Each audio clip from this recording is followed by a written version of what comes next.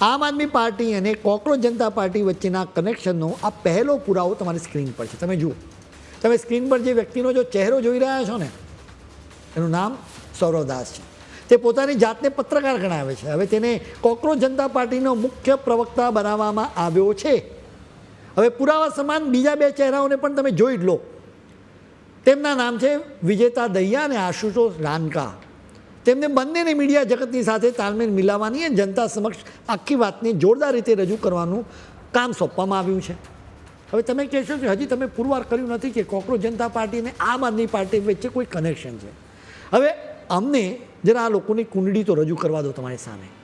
તમને ખ્યાલ આવી જશે જાતે જ કે અરવિંદ કેજરીવાલ સહિત આમ આદમી પાર્ટીના નેતાઓ દારૂ કૌભાંડમાં જ્યારે ફસાયા હતા ને, ખરેખર તો એ એક્સાઇઝ પોલિસીનો કેસ હતો. એ સમયે સૌરવે, કે જે અત્યારે પ્રવક્તા છે CJPનો, એણે ભારે હદ કરી. તેણે આ કેસમાં સુનાવણી કરનારા જસ્ટિસ સ્વર્ણકાંતા શર્માની વિરુદ્ધ લખ્યું. તેણે અનેક લેખો અને સોશિયલ મીડિયા પોસ્ટ લખી, જેમાં તેણે એ જ લખ્યું કે કેજરીવાલ તો સાવ નિર્દોષ. કોર્ટની કાર્યવાહીને પ્રભાવિત કરવાની તેણે કોશિશ કરી. એટલે દિલ્હી હાઈકોર્ટે તેની વિરુદ્ધ કોર્ટનો તિરસ્કાર કરવા બદલ નોટિસ જારી કરી હતી. તમે જોયું ને કે સૌરવને કેજરીવાલનું કેટલું લાગી આવે છે.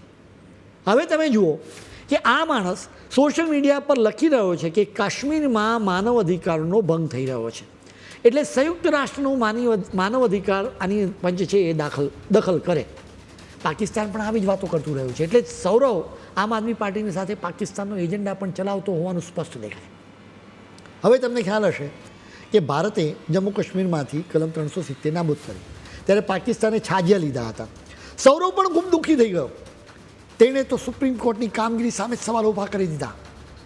એટલે જ અહીં પાકિસ્તાનના જેહાદી નેતાઓને સૌરવ એક પંગતમાં હોય ને એવું સ્પષ્ટ લાગે.